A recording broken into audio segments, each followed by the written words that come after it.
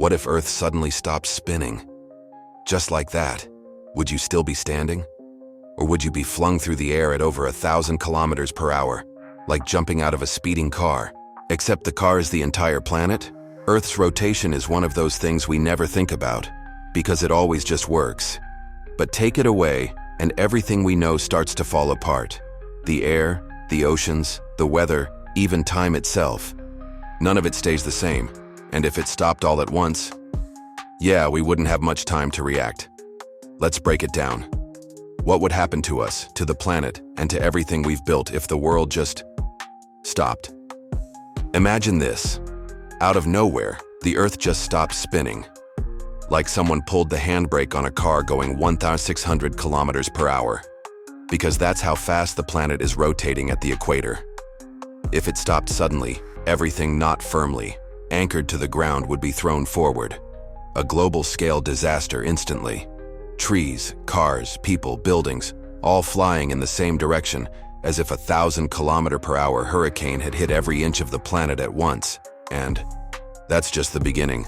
The atmosphere wouldn't stop with the planet.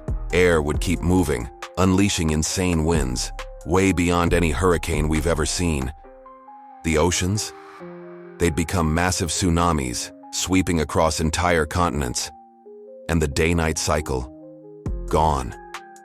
One side of Earth would face the sun non-stop, burning without rest.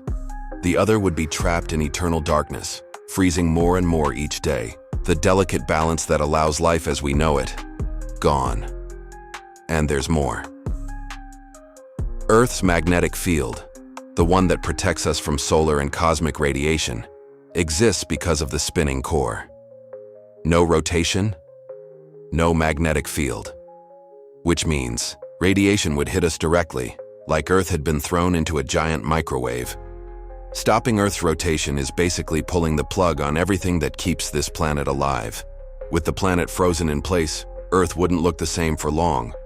Without rotation, gravity and centrifugal force get out of balance, and that means the oceans would start moving, not just as waves, but as entire masses of water migrating toward the poles. That's right. Water would drain away from the equator and rush toward the Arctic and Antarctic. The equator, once home to warm beaches and tropical rainforests, would become a dry, elevated desert. Meanwhile, the poles would flood under deep permanent oceans. Cities like Sao Paulo, Nairobi, and Jakarta, bone dry. New York, Moscow, Buenos Aires, underwater. And it's not just the oceans. Tectonic plates already under stress would start to shift unpredictably. Without the stabilizing force of rotation, the crust would be more unstable. We'd see more earthquakes, more volcanoes erupting, whole mountain ranges shifting. And then there's the atmosphere. Weather systems rely on Earth's spin, things like trade winds, jet streams, and the Coriolis effect. Without them, the global climate would collapse into extremes. Massive high-pressure zones locked over continents, unstoppable storms in others. Basically, Earth would stop being Earth. Geography as we know it would be rewritten. The maps we grew up with? Useless. Picture this. The oceans wouldn't just flood the poles or swallow up the coasts. They would literally change shape.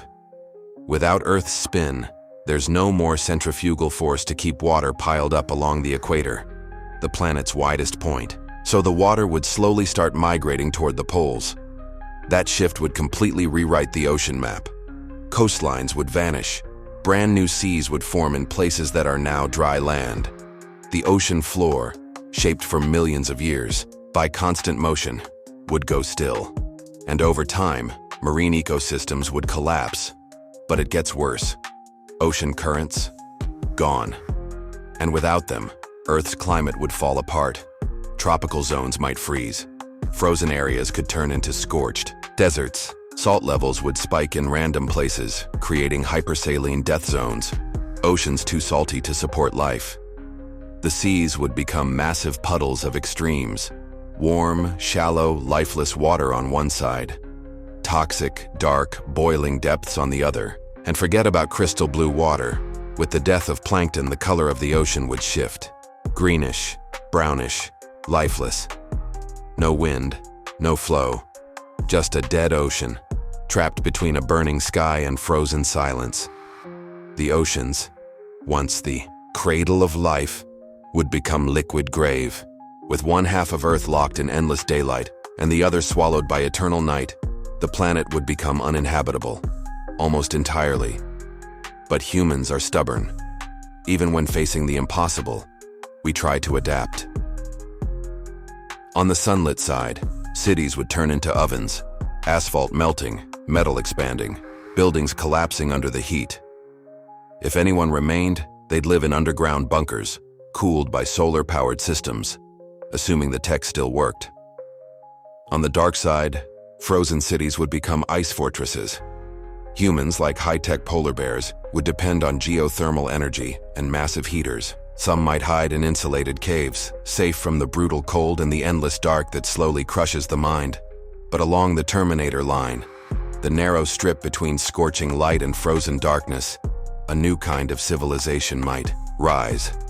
A ring around the planet where the sun always hovers on the horizon. Temperatures there might be less deadly, though winds would be fierce. Cities could be mobile, built on massive rails, constantly shifting to stay within the survivable zone. Maybe there'd be endless trains that never stop, circling the globe right on the edge of life and death, or rotating towers that align their surfaces precisely between light and shadow. Farming would be completely reimagined. Subterranean greenhouses, artificial lights, and hydroponic systems would become essential. Water would be extracted from ice on the dark side, or condensed from thick clouds on the hot side.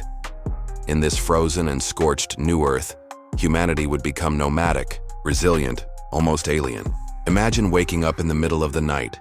You look up at the sky and the moon is gone. Not behind the clouds, not a new moon phase, just vanished. No reflection over the sea, no moonlight lighting up the road, just an empty, eerie spot where something vital used to be. At first, people might think it's just strange, but that doesn't last long. Without the moon, the world begins to break in ways no one expected. Tides, synced perfectly with the moon's pull, collapse. Oceans act like they're losing gravity. Coastal plants die. Marine animals get lost. Cities that depend on the tides for fishing, ports, and even electricity start falling apart. Nocturnal animals go haywire. Without moonlight to guide them, owls fly into buildings. Turtle hatchlings crawl in the wrong direction, away from the ocean. It's like the planet lost its natural rhythm. And Earth? It starts spinning differently, because the moon is more than beautiful. It's our cosmic break. Without it, rotation speeds up. Days get shorter. And that messes up everything. Sleep, farming, the weather, even our biology. It's like Earth has been set to fast forward, but no one's in control anymore. And that's just the first few weeks. Imagine this. The sun, just the way it is now, already fits over 1 million Earths inside it. Now picture it suddenly doubling in size. The first thing that would go out of balance is our solar system. With the sun twice as big, its gravity would increase massively, and that would throw all the planets off their current orbits. Mercury and Venus, they could be pulled right into the sun. And Earth? Earth might get dragged much closer. And that would be a complete disaster, because the closer we are to the sun, the hotter things get. And we're not talking a few extra hot days in the summer. We're talking boiling oceans, forests reduced to ash, and the entire planet's water supply evaporating. The atmosphere would collapse. It would be like living inside an oven set to max. And that's if life could still survive here at all. And that's just the beginning. With the sun twice as large, the solar system as we know it would be completely rewritten. Distances, orbits, even time itself. Everything would shift. A year wouldn't last 365 days anymore. Earth would have to orbit faster around this massive sun just to avoid being pulled in. That means shorter years. Imagine celebrating your birthday every 6 months. But it gets messier. The calm region where planets orbit, it'd become a gravitational storm zone. Asteroids would veer off course, comets could crash into planets, and entire moons might be ripped away and flung into space. Artificial satellites? Gone. Most would be dragged into unstable orbits or fall straight into Earth's atmosphere. Global. Communication would break down. And time, it would begin to behave differently. Atomic clocks would need recalibration. Calendars would be rewritten. Basic science would have to start over from scratch. The sun's boosted gravity would distort the system so much that even deep space probes might stop working. It'd be like entering a wild new era, unpredictable, unstable, and nothing like the universe we thought we knew. Decades have passed since the sun doubled in size. Earth is no longer the same. On the surface, cities are gone. What's left are ruins buried under solar dust. The ground is dry, cracked, and radioactive. Plants only grow inside sealed domes. Farming became a lab experiment. Humanity lives underground now. Entire cities were built miles below the surface. Controlled environments, artificial light, a whole new rhythm of life. People are born and raised without ever seeing the sky. Society has changed completely. Nations don't exist anymore, only zones. Some groups turned nomadic, wandering, abandoned tunnels. Others built advanced civilizations powered by AI and geothermal energy. The surface belongs to machines. Drones patrol the ruins. Robots manage climate stations. Burnt satellites still orbit the red-orange sky, like ghosts of a lost world. Humanity isn't fighting collapse anymore. It's trying to be born again. We live on a razor's edge, where a single cosmic shift could bring it all crashing down. The sun doubling in size sounds like fiction, but science has already shown nothing in the universe lasts forever. Everything changes, everything collapses, everything is reborn.